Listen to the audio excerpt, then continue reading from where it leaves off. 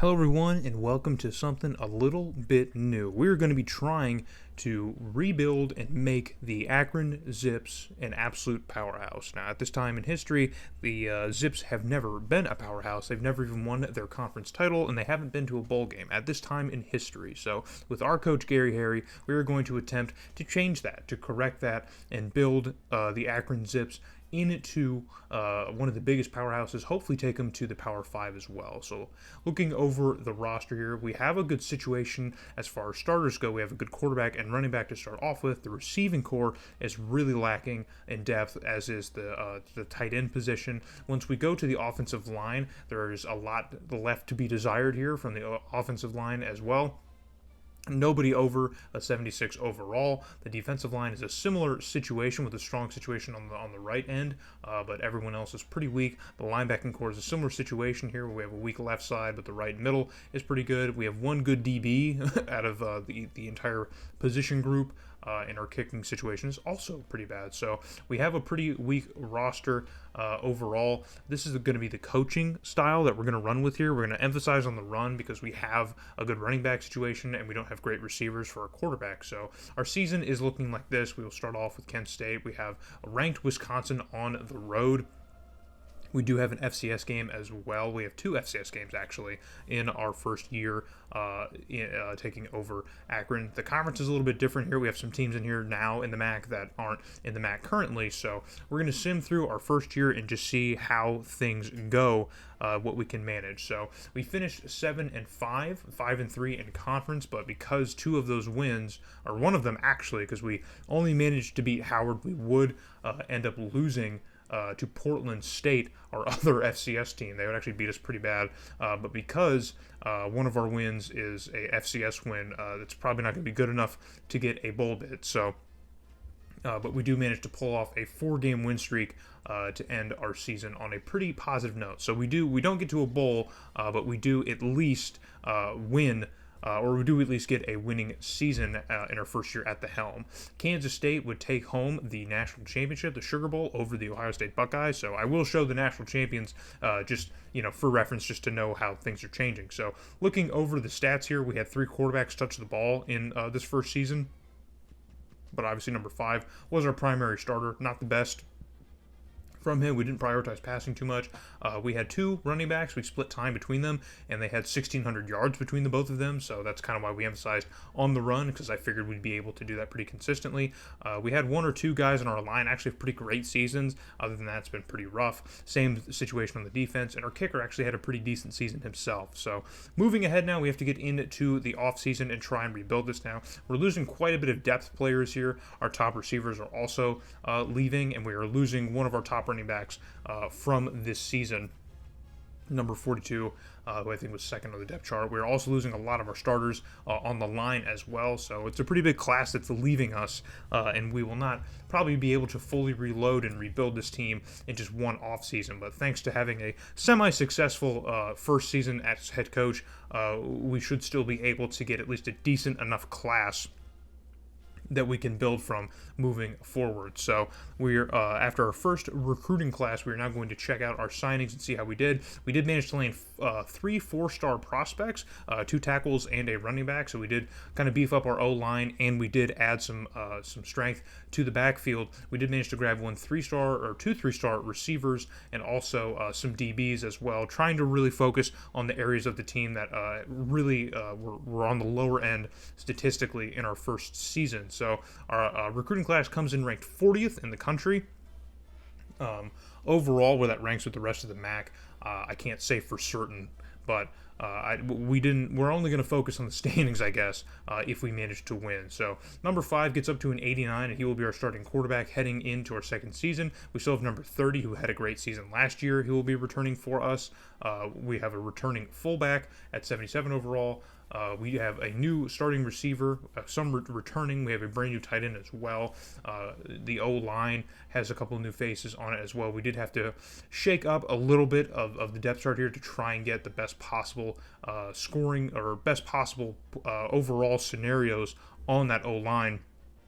as we have some guards that we can switch out, some returning guys from last year who will be in better spots on the line than maybe some of the other guys that we do have. We're going to eventually probably start out recruiting some of our returning players on the current active roster just because of how weak it is in certain spots in certain areas. So we have quite a bit of depth at the linebacking position that we can kind of move around and play with, and that's something that we will probably also managed to do. Is we have Brandt, who definitely needs to be playing every single day.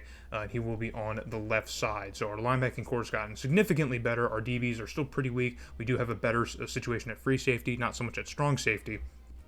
But the secondary is getting a little bit better here. The defense has improved slightly, and we added a little bit of depth on offense. So here's a look at our second year schedule in 2004-2005. We are adding Ohio State and Maryland to the out-of-conference schedule. Since we are still a lowly MAC school, our out-of-conference schedule is still probably just going to be pup games for other bigger teams across the country, but we did add Troy State to try and give ourselves an extra win here.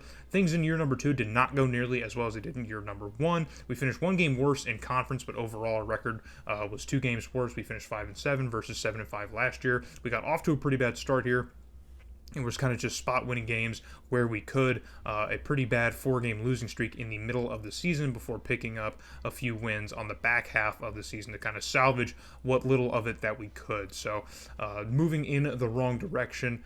And Virginia Tech is going to take the national title over the Nebraska Cornhuskers. So we do get 2 different champions, a completely different game back-to-back times. But we need to set our eyes forward now here, looking into the stat column as number 5, again, doesn't have the best season here. The INT numbers are pretty high. He had half the amount of touchdowns, or he halved his number last year, and he's completely doubled them in his second season. So quarterback is probably going to be something we need to focus on. We did get a 1,000-yard receiver, Dane Mackey, in his freshman season. Does get over 1,000 yards for us. The O-line doesn't perform nearly as well as it did last year. Our right guard, number 65, had a really good season. Our left tackle, 76, also had a pretty decent season. Irvin Brandt, a freshman middle linebacker who we added in on the left side. He gets second team All-American honors, leads the team in tackles, is second in TFLs.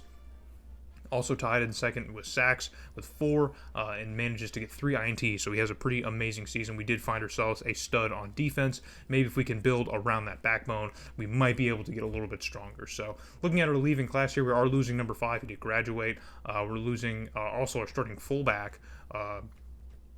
And the rest of the team is, for the most part, some depth here. There are a couple noticeable pieces that were starters that we are also losing on the defensive line and also in the linebacking core, but we have been adding in the linebacking core, so that position shouldn't get any weaker, but we really need to make a big splash in our second season of recruiting if we are going to bounce back from this 5-7 campaign and hopefully at the very least get into a bowl game and try and get a contract extension for year 3. So this recruiting class is a much bigger splash here as we get 2 5-star prospects, a free safety and an outside linebacker. We do also nail a 4-star quarterback and a 4-star strong safety. Strong safety has been a big area of concern for this team in the first 2 seasons, and we finally did add some depth or add a new star to that portion of the roster, and we also got a 4-star outside linebacker, which is going to help. Our recruiting class moves up only 6 spots to 34, and as you can see, we have a couple conference members just ahead of us here in Marshall. But the recruiting class is getting slightly better. Once again, the total is just, I try to go for quality instead of quantity in terms of recruits. So we have a new starter at quarterback in Arnold Hogan. He's going to be our starter at 78. We still have number 30. He's back for his senior season. He will be starting for us. We have a new fullback starting. Dane Mackey is now up to 74, our lead receiver. He's a sophomore. And we have Freeman Ray, who's going to be the second option at 71. The receiving position still needs to get better. Ernest Stallworth is going to return as a starting tight end as a sophomore. We have Corbin White at left tackle still at 74 as well. Mark Shelton is going to be a freshman at guard. We also have a freshman center making a start as well, and a freshman right guard as well, who are probably going to slot out here to try and add. So we have Benjamin Dodd, who's a senior, probably a JUCO transfer that we got. He's going to start first now, and then we're going to move around or look around here at the defensive line. So we definitely need to move around our linebackers because we do not have the best possible starters. So Montrell Sawyer is going to start on the left side for us. 56 is going to be our starting middle linebacker, and then we are probably going to have to move something around to get Irvin Brandt back into a starting role. He is our second team All-American, but he's probably going to sit on the bench since we've out-recruited him, simply. So, and then Drew May is going to be a starting strong safety for us at 73 overall. So the team overall is starting to trend upward in overall average, overall. But still, there's a lot of areas of need on the team that need to be improved. But hopefully this is going to be good enough to at least get us over the 6 or 7 win threshold to where we can guarantee that we are going to get a bowl bid. So we're looking around trying to see if there's a place where we can slot in Irvin Brandt. We're probably just going to take the hit at one of these positions just simply because of what Irvin Brandt's production was for us in the previous year. It's going to be hard to justify not at least keeping him in an everyday position, because with over 100 tackles and also 13 TFLs, with the disruption that he also caused in the passing game, it's very important that he is there every single day, at least playing in some capacity for this defense. He can be a real leader and a true captain here for this team if we let him. So this schedule is much weaker. I opted for a much weaker at a conference schedule to try and maybe help us a little bit. Last year was a lot more brutal with a good Maryland and Ohio State team on the board. This year we're only playing one ranked opponent so far, which is Indiana, on the road, but we are also playing Pitt and Vanderbilt, which are also power programs. So those will not be easy walks in the park alongside of our conference schedule, which, given how weak of a team that we are, nothing is guaranteed for us either. So we also added Louisiana Monroe, who is a much weaker team here. And this year, in year number 3, we do have a much better season, finishing 8-4. We still only finished 5-3 in conference, but we do manage to pick up wins against Pitt and Indiana. So our 2 big power conference wins, we do manage to win, and we just lost a couple conference games that really kind of hurt our season. So we did really well out of conference and struggled in conference, which kind of torpedoed our shot at the MAC title. But we do get a bid to play in the Tangerine Bowl against NC State, who is 7-5. So we do finally get our first bowl bid of our coaching tenure, and it comes in year number 3. So here is the breakdown for both teams. We are pretty evenly matched here, sitting in the rankings at about the same positioning. We do stack up as the better team overall, just statistically, in terms of overall ranks between rushing defense and rushing offense. We are still a good team on the ground. We haven't really slowed down on that front. Really, we've just been a consistent team running the football, and it's still kind of the coaching strategy as we're moving forward until we get a strong enough recruiting class at receiving or just a good enough quarterback. So we're still going to rely heavily on the run game. But through our first 3 seasons, we do finally manage, we do have 2 winning seasons, and we do get into a bowl. And so here is NC State. They manage to come out of, I believe it's the ACC at this time. Are they in the ACC or the Big East? Those conferences get confused. They get meshed. But we're going to get a little bit of gameplay. We're going to add some of the bowl games, and we're going to focus on a little bit of those. We're coming into this one kind of as a road team, I guess. But this is going to be the first bowl in Akron Zips history up to this point. And then we're going to showcase our senior, number 30, who's in. This is his last game at Akron as a Zip. We will be losing him after this season, which is probably the last kind of big, huge blow that we are losing to our roster, as the rest of the team is just progressively getting younger and getting a lot faster and a lot newer. So he's probably the last cornerstone of this team that we are going to be losing. So in the third quarter, it is still 0-0. NC State's going to go with an option play and a pitch out to the running back. A nice swift spin move is going to get him into the end zone, and NC State is going to take a lead late into this ball game. And the option plays in these games are a little tough to cover. A very crafty spin move by the running back, a returning running back. So NC State probably has a nice, probably has a senior here as well on their team. Our defense comes up big and stops NC State here, forces a long field goal attempt. The kick is up, and there is absolutely no shot of that one being good. So the lead remains at 7-0. And now with Akron on the attack, only 4 seconds left in the third quarter on 1st and goal here from NC State's 2-yard line. It's going to be a handoff to number 30, and he's going to dive and just barely get across the goal line for his first touchdown in bowl play, for the first Akron touchdown in bowl history. and now things are tied at 7. So with just a minute left in the fourth quarter on a 3rd and 6, our quarterback is going to drop back. He's going to unload towards the end zone, and he's going to find an open man, and we're going to take a touchdown lead over NC State, which is 49 seconds remaining in the Tangerine Bowl. And we look poised to maybe potentially pull off our first bowl win and our first bowl appearance. It'd be really nice to be undefeated in bowl play if we can manage that. But we got a long way to go here. 28 seconds left in the game. NC State's quarterback is going to drop back from about midfield. He's going to unload a deep shot, and it is caught, hauled in. It's a foot race to the end zone, and they do catch up, but not before he crosses the goal line. And NC State answers back here in just a matter of about 20 or so seconds.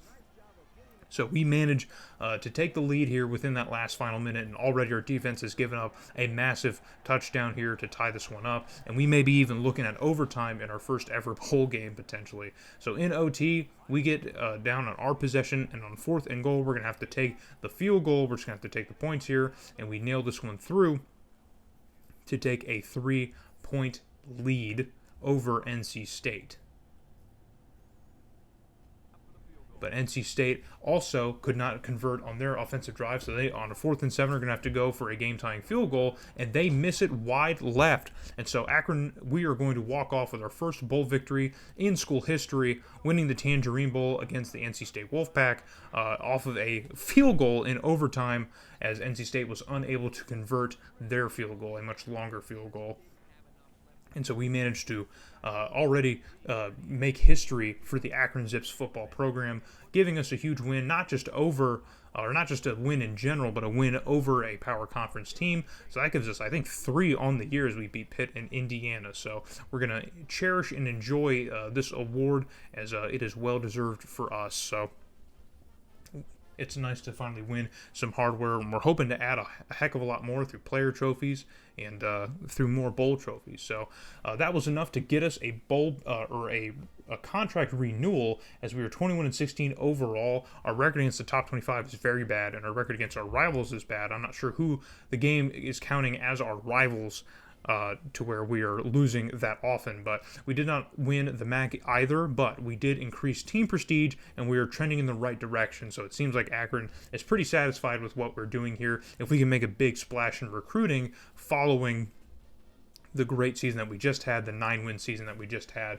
then we might be able to correct some of the issues on this little stat sheet, doing better against our rivals, maybe winning some games against the top 25, and maybe even getting ranked ourselves. So Oklahoma manages to beat Auburn in the Rose Bowl, so that gives us our 3rd different champion in 3 straight years.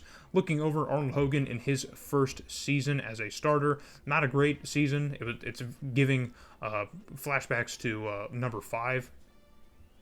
But at number 30 in his final season as a Zip, rushes for over 1,200 yards and 12 touchdowns. You'd think he would be at least an All-American, but he is not. He does not get the honors.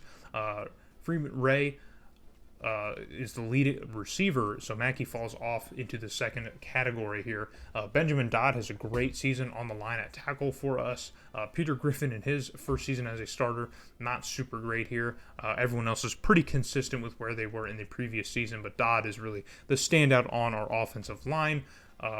Irvin Brandt is second on the team. He leads the team in TFLs and is also second in terms of sacks. So back-to-back very productive seasons. However, number 56, our senior middle linebacker, had probably the most disruptive and notable season on our defense for us this year. So, and kicking was another disaster, but we are going to be losing our kicker, and we're going to have to replace him in the offseason. So there you see number 30 is finally graduating and leaving. We're losing some depth receivers. Dodd, who is our best offensive lineman this season, is also graduating and leaving us. We're losing number 56, who is our best defensive player this year.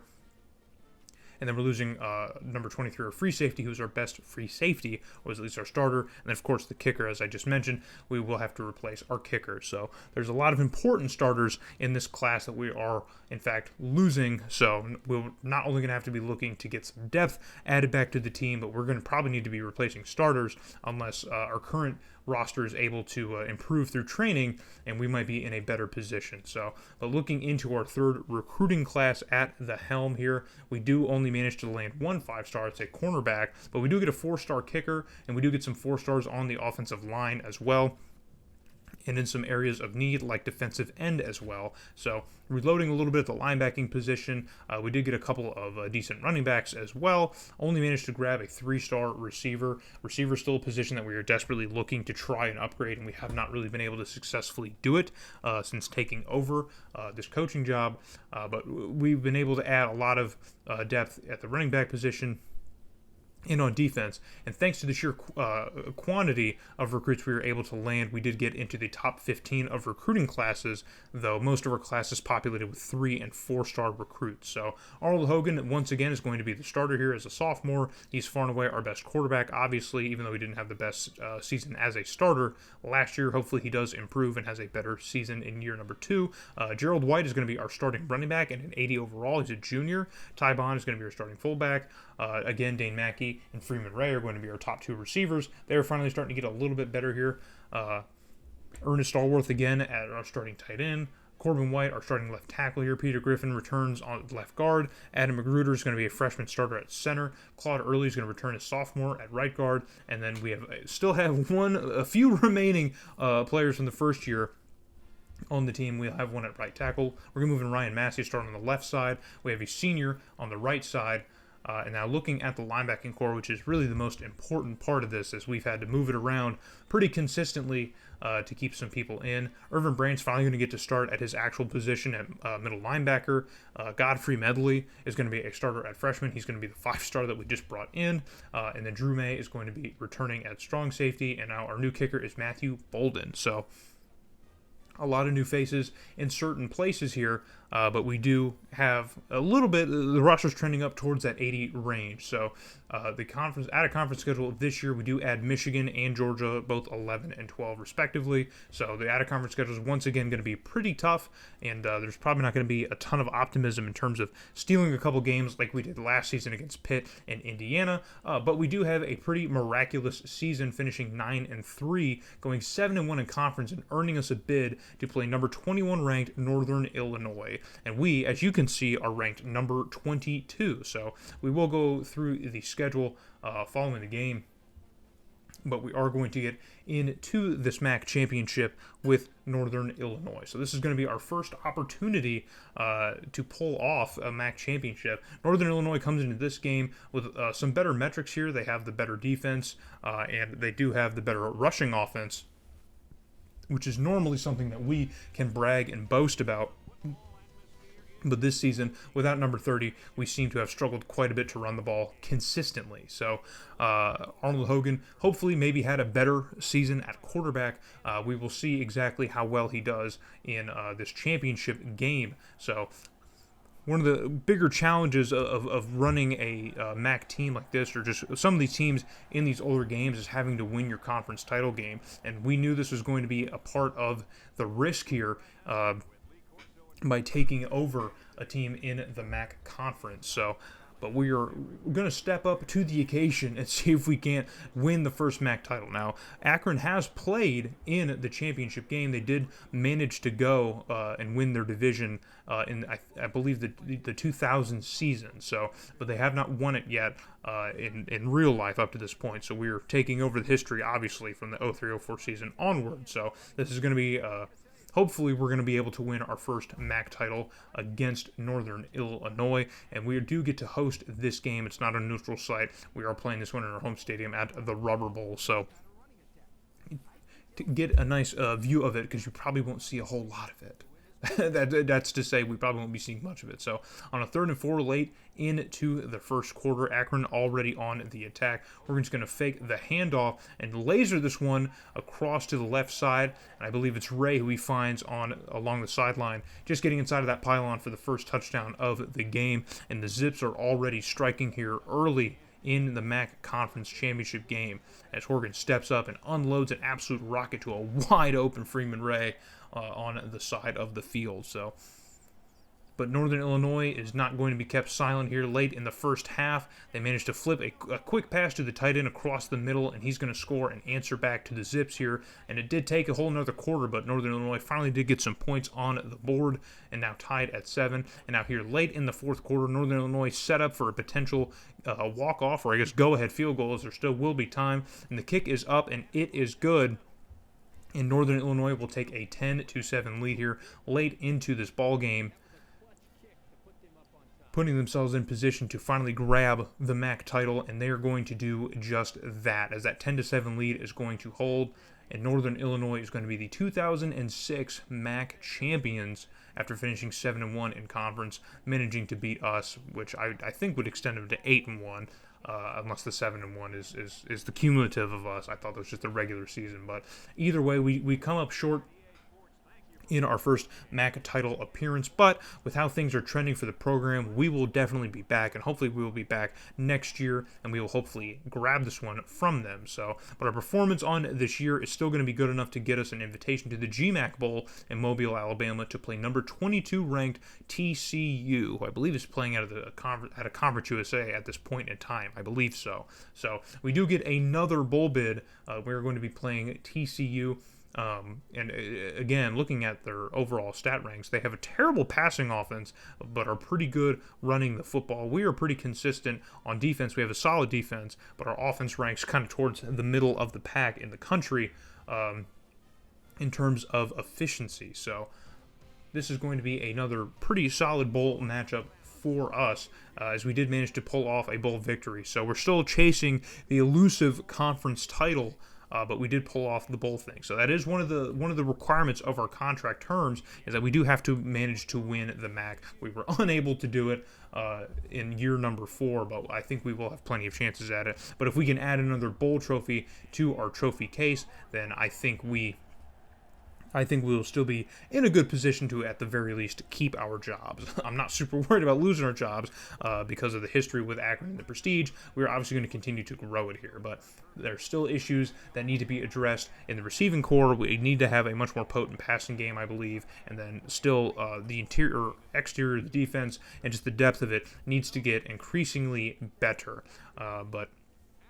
And now losing number 30, it seems that production in the backfield hasn't really been replaced like we thought it would be. So that might be an area of concern as well as we move ahead into recruiting into the next year. But again, we still have another bowl game to try and pull off and win against another good team, and so we're definitely going to try. So late into the first half, 1:13 taken away on the clock here, and on 4th and goal, a long 4th and goal, we're going to send a kick through, and our freshman kicker is able to nail it through as we take a 3-0 lead over the Horned Frogs late in the first half. We have another opportunity as TCU can't do much with the football. This one a much, much longer kick, and still no good, man. I thought that one might trend a little bit right towards in the uprights here. It might sneak through that post, but it is a doink, and we hold on to the 3-0 lead. So, but still, once again, on offense here, as TCU continues to struggle on offense. We saw that their passing offense is non-existent. They have not been able to run the ball, but we are at least able to pass it at least a good 20 yards into the end zone, and it is caught for an Akron Zips touchdown. So we will now extend our lead to 2 possessions over TCU late in this ball game. But TCU is not done yet. With 30 seconds left, they can still answer back, and on a 4th and goal, they're going to keep the offense on the field. The quarterback's going to drop back and fire it to the end zone, and it is caught for the touchdown. So the Horned Frogs will not be shut out in this affair.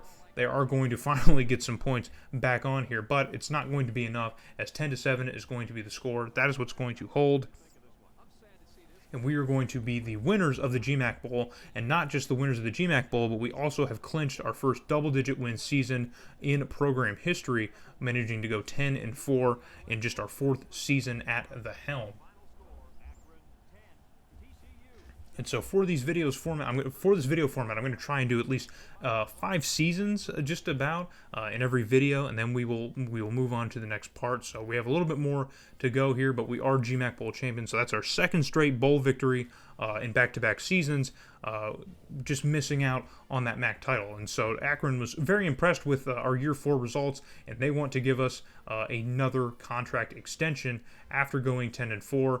We were 2-2 against the top 25, and we were 1-1 against our rivals. So that's a much better improvement. The prestige still remains about the same, but we were still unable to win the MAC conference.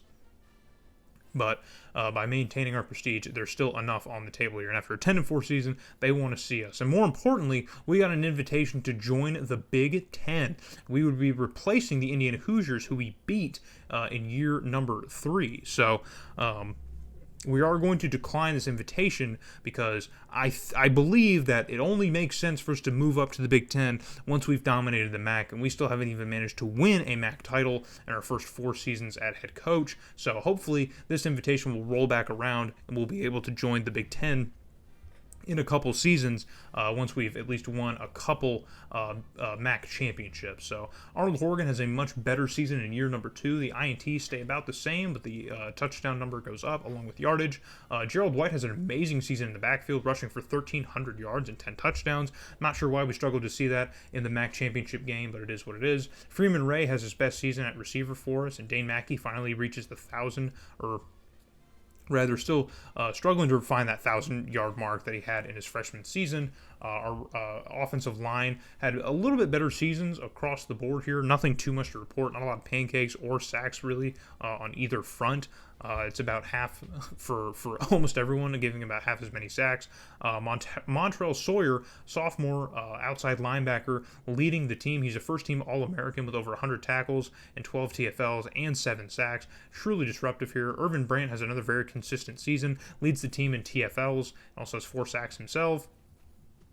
But Montrell Sawyer is really the pride of this defense. And then Drew May, our strong safety, who we brought in, leads the team in INTs. So, and then looking at Matthew Bolden, in his first season as a kicker, only 61%. He did miss one in the GMAC Bowl, but it didn't seem to affect us too harshly as we were able to overcome that. But we did miss out on an extra field goal in the MAC championship, which isn't truly his fault. So as we look at the players leaving, we're only losing Freeman Ray. That's really the most notable, and we are losing a couple starters on the defensive and the offensive line, losing number 72. But that's pretty much the final remnants of the first-year team, as everyone should be just about gone by this point. And so now we have a completely our team. It's Gary Harry's team through and through. There shouldn't be anybody else on the roster. And this recruiting class is absolutely loaded, as we managed to land 6 5-star prospects, a defensive tackle, outside linebacker, running back, DE, a quarterback, and another running back.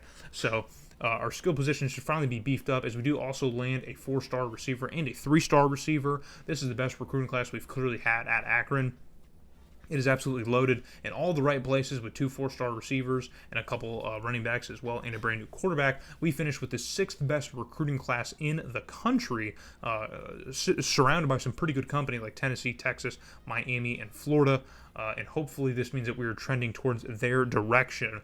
And finally getting ourselves on the talent level of the Big Ten, that we can stand with them. So Arnold Horgan gets up to an 89 overall. We do have a pretty good quarterback sitting behind him in Matthews at 83, but Horgan's going to get the start. Gerald White here is still also going to be the starting running back, even though Sellers behind him is a much faster back here at about the same speed, and we are now going to consider swapping him out, and we are going to swap out for Jamal Sellers and get a freshman starter at running back, because that 5-star we brought in is going to be better here. Mackey's up to an 83, and we finally have a little bit of depth at the receiving position with 2 78s behind him. Stallworth is still here for a senior season at tight end. But we are going to move around because we have a left guard as the backup tight end, and that's just absolutely not going to work long term. Corbin White is going to be the senior returning at left tackle. Peter Griffin's a senior returning as well. We have a sophomore at center, and then a junior guard, and then we're going to have to move around the right tackle situation since that's kind of rough. We're going to put Tim Robinson on the left side. The defensive situation is still pretty rough on the defensive line. It doesn't nearly stack up nearly as well, but our linebacking core has gotten so very strong that it shouldn't be too much to worry about in terms of run protection, because once they get past that first line of defense, they're going to have a brick wall that they're going to try and get around, and I don't think they'll be nearly as successful. So Kevin Johnson gets up to a 91, easily the best player on the team just in terms of overall. But we do have a couple All-Americans on the roster as well. Godfrey Medley, the 5-star that we were able to recruit in our third offseason, managed to get All-American honors. So looking at our out-of-conference schedule, it's a lot weaker here. We have Wyoming, Idaho, and Lafayette, who are all pretty bad teams. Southern Miss is pretty good around this time. They are ranked to start the year. I'm shocked that we're not ranked to start the year. I figured we might be like 25 or 24th, but either way, it's not a huge miss here because We obviously probably still have a lot more to prove as a program, but we shouldn't have a whole lot to prove after this year as we managed to go 11-1, starting the season off with a 5-game win streak, a 6-game win streak, a 7-game win streak, an 8-game win streak. We do not lose a game until all the way down to the last week of the season as Louisiana Lafayette managed to trip us up and throw off any chances we had at going to the BCS national title game. But alongside us, Northern Illinois also finished 11-1, so we will be seeing them once again in the MAC title game. So statistically, this time we come in as the far superior team here. Northern Illinois lost their first game of the season and then won 11 straight. You would have thought they might have had an outside shot at the title, but being a MAC team, they probably didn't get the looks that they probably were supposed to. So last season, we were ranked 22, playing number 21 Northern Illinois. This year, they are 22, and we are now ranked 16th. However, Northern Illinois is going to host the MAC championship this year. We do not get the honors. And I know I've left out the MAC standings up to this point. I figured we would look at them at some point, but probably in part number 2, I will make sure to include the MAC standings, just to maybe see how the conference is progressing, which teams we can look at. Obviously, if you look at our schedule every season when I flip through the games, you can probably notice the trends from year to year, which teams are getting better, which teams are getting worse. It is pretty consistent as our team is getting better. Sellers, in his season as a starter, it's not nearly as good as White's was. We could have potentially made the wrong choice by putting him as the starter, but there's a good chance that when we look at the stats here, we might see both running backs probably had pretty productive seasons.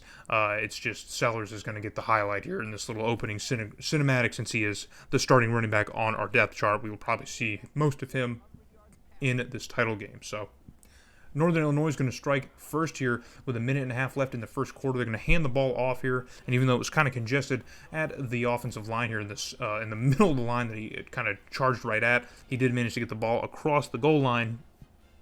And now Northern Illinois will take an early lead in this game here. Fast forward to the end of the first half, just 1:20 left in the second quarter, and we're going to hand the ball off to our fullback, and he's going to get into the end zone, and it's going to be a touchdown for the Zips, and we're going to answer back to Northern Illinois. With 2 minutes left in the third quarter, we once again have the ball on offense.